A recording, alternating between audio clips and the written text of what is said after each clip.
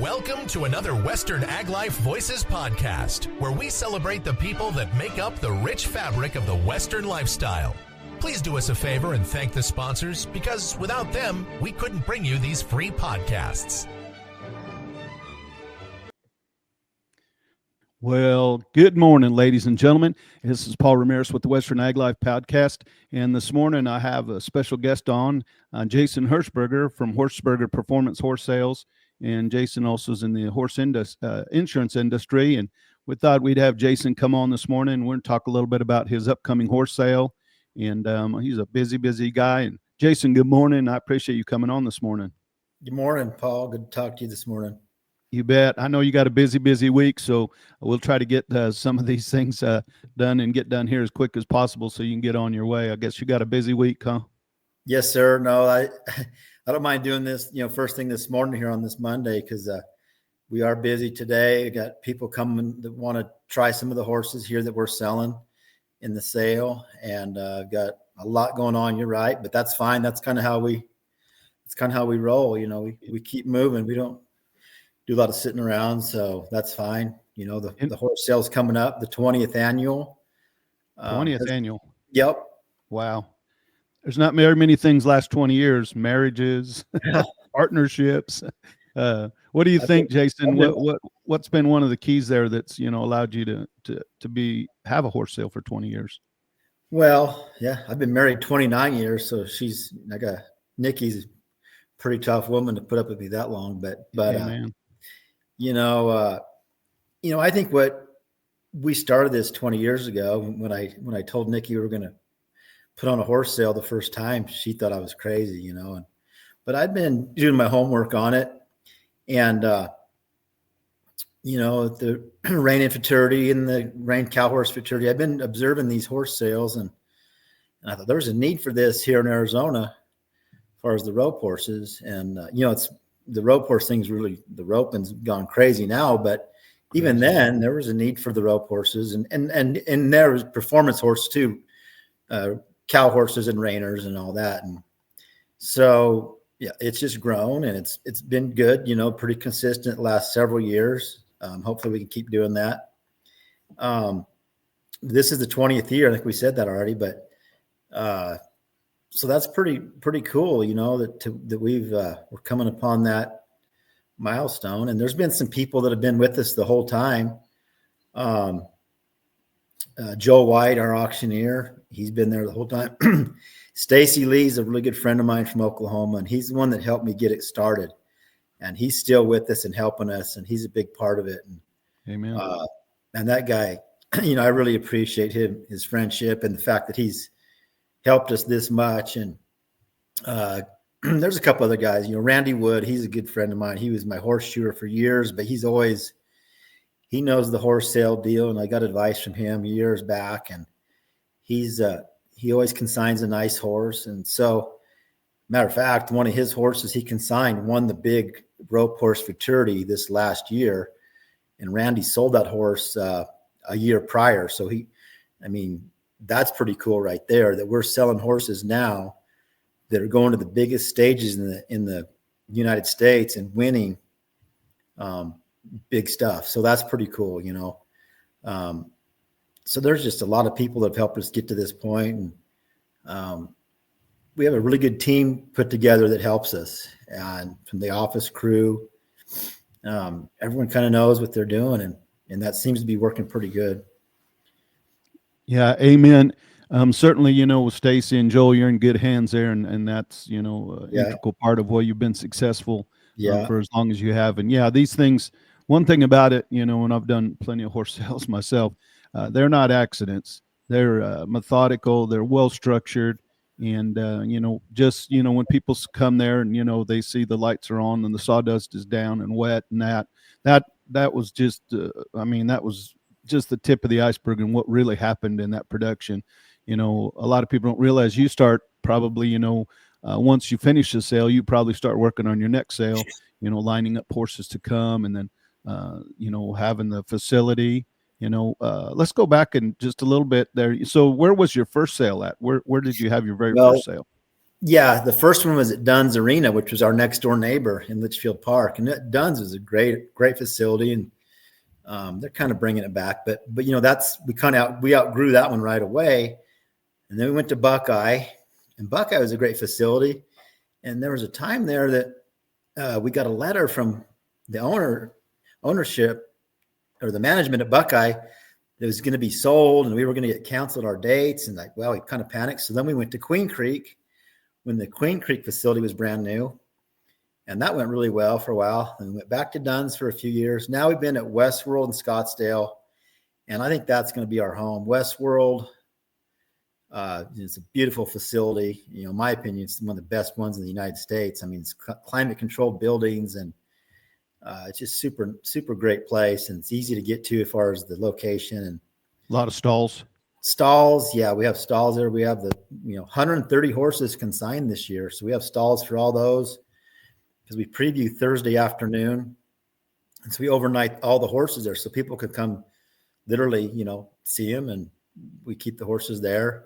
So yeah, Westworld's our spot now, and it's we got the indoor arena, and yeah, so, and that's something I'll circle back to what you're talking about, putting on the sale. I mean, there's a lot goes on, and a lot about this, but we have to abide by the federal government, the packers and stockers. Mm-hmm. So we have to submit to them, and there's a lot going on with that, and then renting the facility. Yeah. And there's a lot of stuff that we do, which is fine. I know now, what to do and how we're doing it. So it's all pretty smooth, actually. And a lot of people also wouldn't realize the expenses that accrue. You know what I mean? Every little, when you finish that thing out and you balance your books, you start thinking, you and Nikki add up, what you guys made an hour. You've probably been better off to go down and work there at the Circle K. Well, I don't think it's quite like that, but almost, no, it's good. There's a lot. Well, it has been good the last few years, but I'm sure some of those first years you had it. Yeah. No, you guys made scratch. It was a good day, right?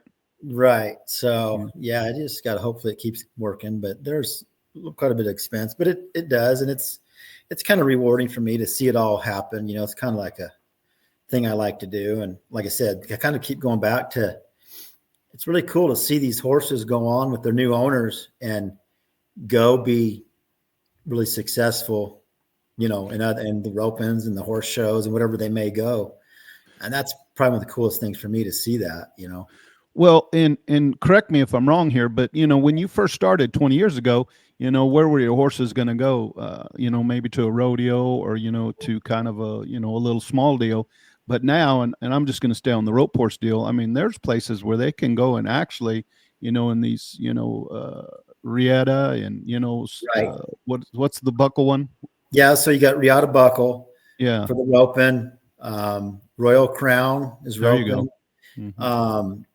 The barrel horses, we have a few barrel horses, and we actually have a couple that are paid up in ruby buckle and pink buckle. There you go. That's a huge deal. And the thing about those deals, there's different divisions for everyone. So you don't have to be the very top pro. You can actually win a lot of money in the middle divisions, and which we did ourselves. We went out this last year to Rieta buckle, myself and my son, and a good friend of mine rode one of my Rieta buckle horses, and we had a good week out there at Guthrie, Oklahoma with those type of horses. So, and actually quite a few of the horses that we ride, that we rope on, were consignments in our sale from other guys, and we bought them. So that was over the past, 10 years. I've bought a lot of horses that from the sale, from the other consigners, and we've went on to be successful. Matter of fact, this year, my son Gavin and Wyatt, my two sons, they were going to quite a few rodeos over the summer, and they had quite a bit of success at Cheyenne Frontier Days, and which that was, a great deal. Amazing. Well, Gavin's head horse was a consignment in our horse sale from a guy from Oklahoma named Cord Hodge about 4 years ago. So the horse was a good horse when we bought him, and Cord had done a great job with him. And then Gavin went on and really seasoned the horse, and as far as hauling him. And So that's kind of cool that we can say, yeah, these horses from our horse sale, we use them. We buy them, and a lot of our friends now buy them. I mean, I can name a lot of guys that are riding horses from our sale that are very successful roping. So that's pretty cool, to see that. Well, and then, and of course, we go way back, amateur rodeo and stuff like that, back then, if you were to, on a good weekend, if you were to win, $500-600, you really thought you were getting, it was really, you were doing something.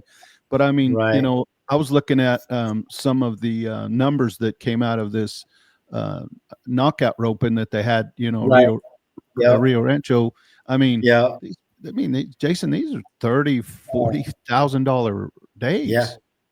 Yeah. So that justifies, maybe paying $50,000 for a horse. My goodness. Yeah, it sure does. Horses now, the good rope horses, they're $40,000-50,000. That's just that's what they cost, and, but you can go win that on them, within a year or a few months.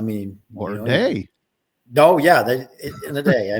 We did, like in Oklahoma, when we were there, we won 19. I won 19,000. We all won 18 to 20,000 out there, so in our rig. So that was, we always talk about the rig back in the day. The rig did this and that.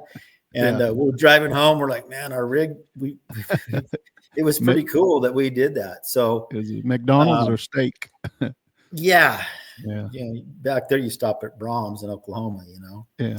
But, so yeah, the good horse flesh is what's exciting. And, now our consigners, and I like to brag on the consigners because people ask me, well, have you seen all these horses? I'm like, no, I haven't seen them all personally, but the consigners, I know these guys personally, and I know what they're bringing.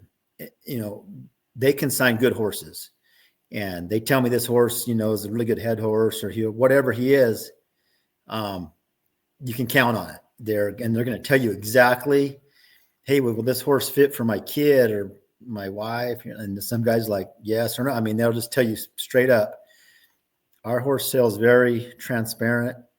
We want everyone to know that, if this horse sells for a certain price, that it is, or maybe we don't meet the price that the consignor wants, and hey, go talk to him out back. Maybe you can make a deal with him. So we're very up and up on. We're not, you hear about some horse sales, and I'm not real sure what goes on there, but I do know at our horse sale, we are straight up with everything that's going on. And that's one thing I have a lot of pride in. Oh, you and I could have a whole nother podcast on what I saw at the horse sale. Yeah, I know. The people, a lot of times they'd want me, the horse come in there and they start telling me, I just hand them the mic. I said, listen, I don't want this coming from my voice. So you go ahead and tell them, Yeah, no. So yeah, our deals. But again, back then, when you were selling a $1,500 horse, or maybe a $2,000 horse, I think everybody kind of knew, buyer beware there, I mean? But when you're selling a horse for 50 or 75 or 100,000, right, and you call him sound and he doesn't buck, you better not do any bucking, and you better trot off pretty sound for a while. Otherwise, you know what I mean? Oh yeah, that's our deal. Attorneys involved. Most of our horses are vet checked beforehand, and we really encourage everyone to go ride these horses and try them. We provide everyone all the consigners' phone numbers, and matter of fact, today there's guys coming to my place to try horses, and I want them to be able to. I want them to know, well, if they can't fit the horse, I'll tell them, well, this horse isn't for you. I'll straight up. I don't want them to buy a horse that's not going to fit them. And that's something I kind of would think that I take a lot of pride in that for, the last 30 years. Kind of start talking about these 20 and 30 years, we start to age ourselves a little bit. And I still feel pretty young. I can hang with these young guys, but I've been at this a long time. And I've always kind of had a lot of pride in being able to fit a person with the horse. I can watch the person rope or ride and say, this horse is going to work for you, or he's not going to work for you. He's too much horse, or he's not enough horse. Maybe this guy's more of a high performance roper and this horse isn't quite fast enough. He's never going to be that. I can do that. And I like doing that, so that's kind of something certainly I could see where you'd be really good at that, because I mean, and again, I need to have you back on a podcast, and we'll just have a Jason Hershberger podcast. Because today we're just going to lightly hit. We want to focus on your horse sale, but certainly you're worthy of coming back, and I'd like to have you back on another time. But I know quite a bit about you. I remember when you were 6, 7 years old, you were already a pretty good hand. Of course, you had good instructions. Your dad was a good hand, but you've seen a lot. And then also working with the customers, that what you did prior to the horse sale, riding other horses, and the AQH experience that you have. And then of course the pro rodeo experience that you have. I certainly could see where, you'd be a wonderful counselor, to analyze a horse and the marriage of a horse and a rider together. Yeah, for sure. Well, yeah, I appreciate that, Paul. Those are pretty good, pretty nice words of you. But yeah, I've seen a lot, and I've worked at it. I've studied it. I've studied the rope horses and the cow horses too. That I think when I started training cow horses and cutters, that took my rope horses to another level. When I learned that type of horsemanship, and was, fairly successful at some of that as well. All kind of goes together, and that really did help me, I think, with rope horses, the other disciplines that involve cattle. I mean, cutting, cow horse. And so I've kind of had an eye for that. And, as far as matching a person with the horse, and that's always fun. It's fun to see people get on one. And, we had some people here this last weekend, and the daughter was riding, and, the dad and the mom, I mean, everybody was just having a blast on these horses that I said, okay, you can ride this one. No, this one won't work for you. And they said, man, that horse is beautiful. And I said, no, that's not the horse for you. I have a really gorgeous chocolate palomino, and he's a high-end head horse. And he is, when I go to the big opens, I've been riding him. He's awesome. But for this particular people, he wasn't the one for them. Mm-hmm. I'm not even want him to ride him. They wanted to, but I said, no, he's not the fit. And the ones I did let him ride, they loved him. So that's kind of something that I try to do and do that.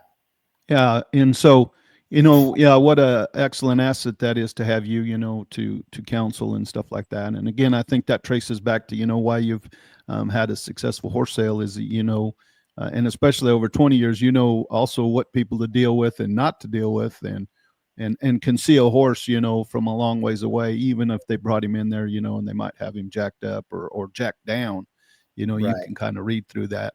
And it's certainly, obviously you've sifted some of those or don't do business with those type of people anymore. Because I can guarantee you you wouldn't be in business 20 years if you had a reputation that wasn't. Yeah. Well, you're right. And you've seen a lot with the horse sales, but that's what I said back, our consigners, I have a lot of faith in these people, these guys, and gals that consign, and they tell me what they bring. That's I really like our group of consigners right now.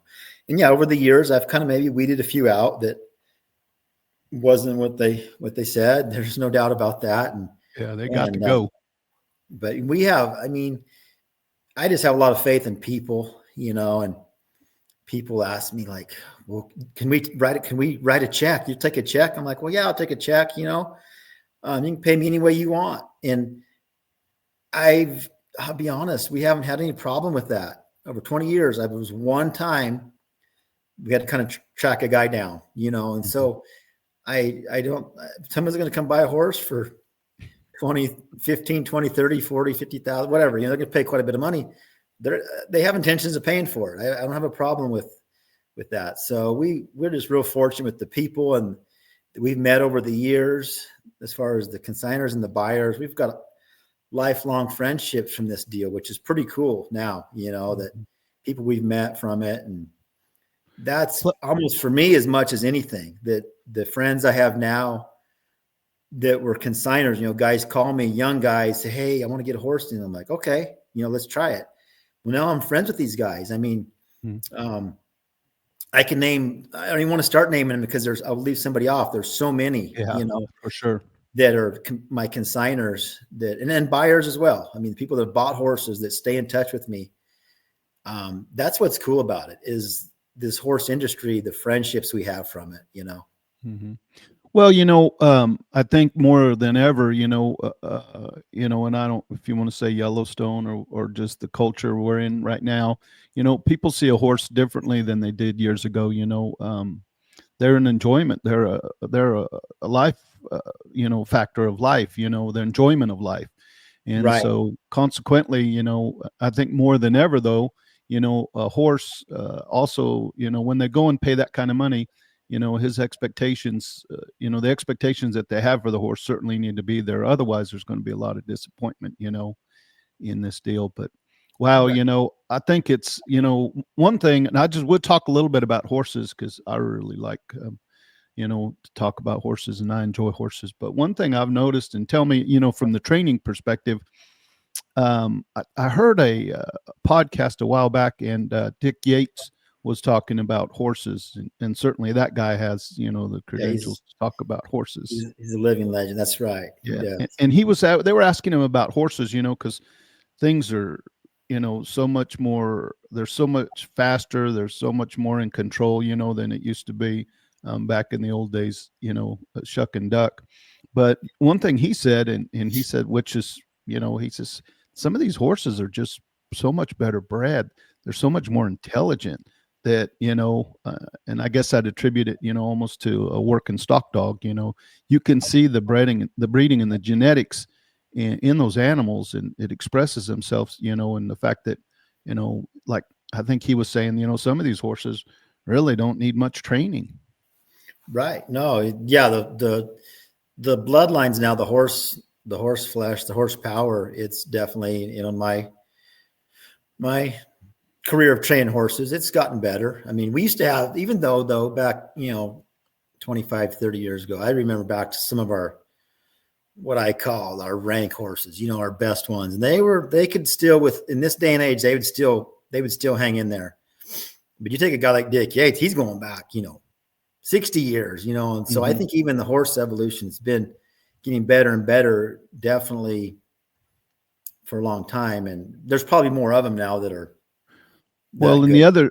the other thing that was a game changer too, if you think about it now, is, all these artificial insemination and the embryo deal.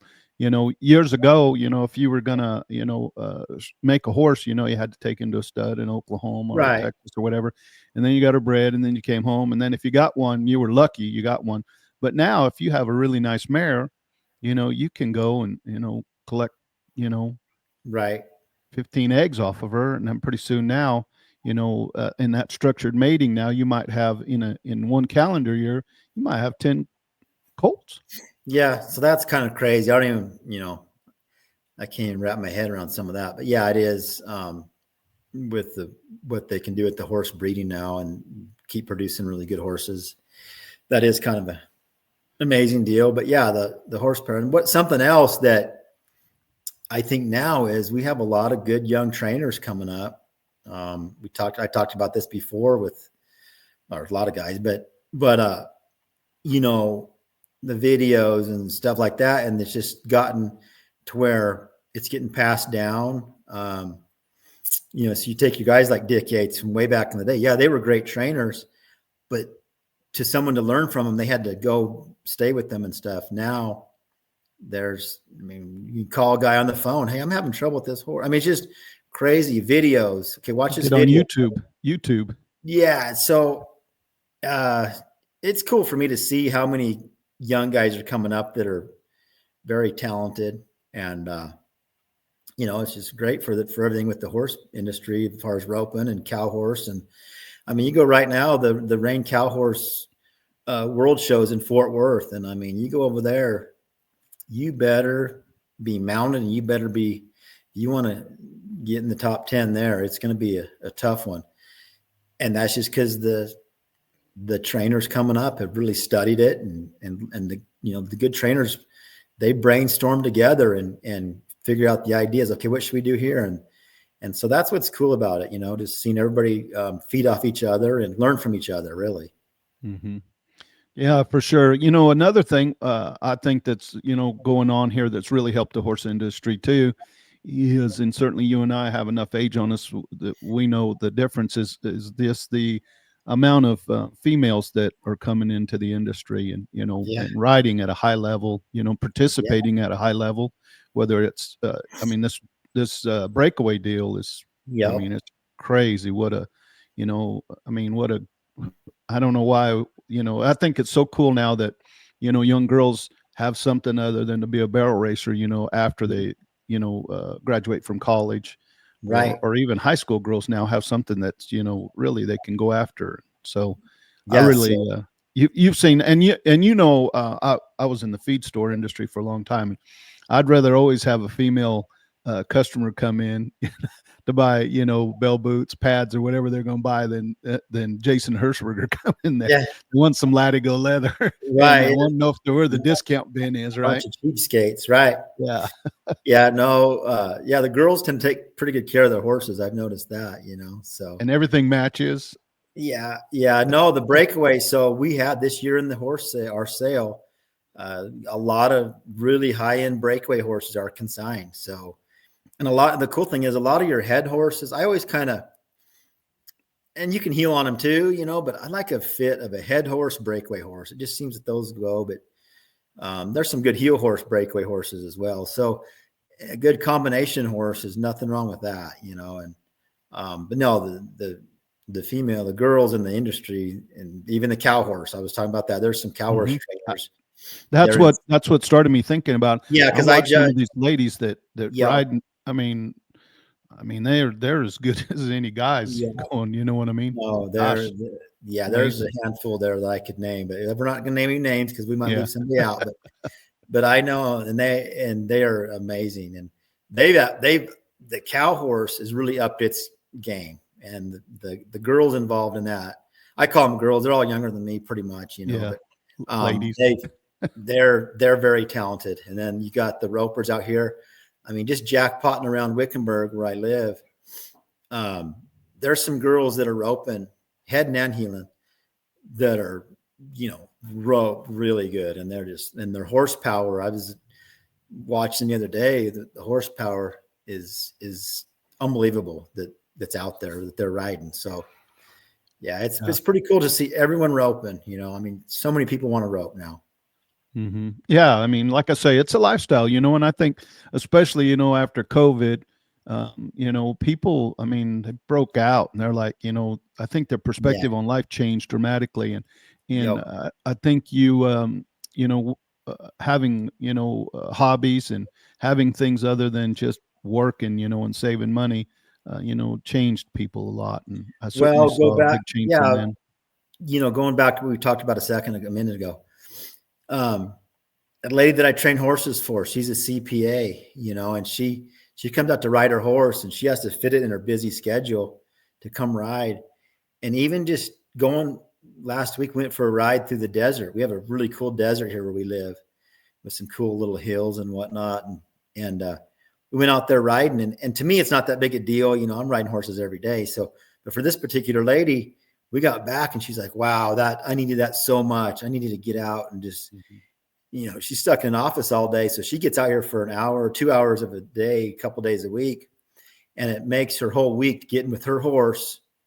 And that's kind of what I've noticed with the horse sale.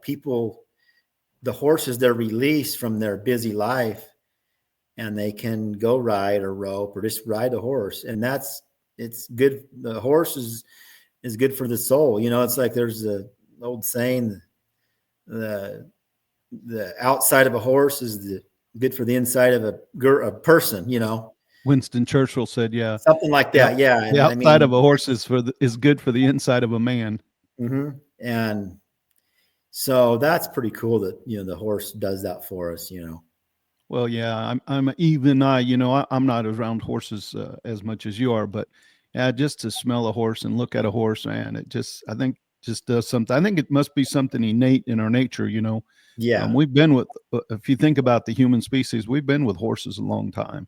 Right. And I think it's kind of woven, kind of like dogs, it's kind of must be in our DNA now that, we're meant to sync up together. And certainly, there's nothing better than swing your leg on a good horse and take off or just go look around. You know what I mean? Yeah. Spending time and so forth. Yeah. Well, shoot. We could go on for hours and hours. I can talk to you all day. We got stuff to do today. Yeah, we better get going here. And I just want to thank you for coming, and I wish you good luck this weekend. Hershberger Horse Sale. I will have a direct link on this podcast that you guys can tap onto, and it'll take you straight to his website. The horse preview is going to be on the 27th. Is that right? Okay, so let's hit on that real quick. Kind of forgot about that. So the preview format on the 27th at 2:00. And this is all at Westworld. They're in the Equidome, the indoor arena. The horse show is going on, so you kind of got to figure out where we have the main arena. There's a lot going on there, huh? We have the main arena, the indoor arena. That's where we are. And the 27th at 2:00, the first thing we'll do is a ranch riding preview. And the ranch riding is big now in the horse show world. It consists of a pattern. And you can see the horse, just complete, and it's going to be kind of cool because it's going to be very broke horses: trot, lope, change leads, and then right after the ranch riding, the heading and heeling, 5 and under horses compete against each other, and then 6 and older. So you have the junior horse, the senior horse. I really like that because you can still show the younger horses, but it's more of a level playing field because it's they're same age. And the heading and heeling. So it's a futurity format. So we have a judge and the time. And we're fortunate this year we have Gary Wells, who's one of the main judges for the Rope Horse Futurities Association, going to judge for us. And you're going to come see that. You're going to see some really good runs, some really good roping horses. You'll really be able to see in that preview what these horses can do. And then we preview them again Friday morning. The sale's on Friday, the 28th of February. At 9, we preview them again, and then the sale's at 1:00 on that Friday. And we do it on Friday because Saturday is the Rope Horse Futurity. So we're literally kicking off the whole show over there. It's pretty cool. Getting it started. So just to highlight what Jason said there, they're going to be the preview is going to be, what time's the preview going to start on Thursday the 27th? Thursday at 2 in the afternoon. 2:00. Yep. All right. And what time you anticipate you guys wrap up there? Yeah, probably about 7. It's going to take a while to get that done, but I want to show these horses. That's if it goes till 9:00, it doesn't matter. We have that whole arena that whole night. Yeah, and the nice thing about there, I went up last year, is that there's plenty of concessions and you can be really comfortable. And it's a climate-controlled building. It's good seating. You can sit right next to the arena. I mean, you can see this thing really well. So that's what. And then again, Friday we show them again at 9. We show the horses quite a bit, so you'll be able to see what. And then as well, on Friday morning we sell them at 1 on Friday. But go talk to the consigners, go ride them. They'll let you ride them. So. Yeah, come do your homework, right? Due diligence is your job. That's right. Perfect. Well, hey Jason, great to have you on, and look forward to and promise me you'll come back and we'll have a Jason Hershberger. Yeah. Thanks for having me on. It's kind of cool to talk, but yeah. It is. That's what we do here. We, like I told you, the whole premise of me having this podcast is to celebrate our lifestyle. I don't think there's anything more Western than horses and horse sales. So that's where we're at right there. Well, Jason, on behalf of everybody here at the Western Ag Life, I want to thank you for being here this morning. And, we look forward, and like I say, we want to wish you luck with your sale, and top of the day to you. Ladies and gentlemen, remember, if it's Western, it's probably Western Ag Life. Thank you for listening to the Western Ag Life podcast. Tune in again for another great episode. Thank you for listening to the Western Ag Life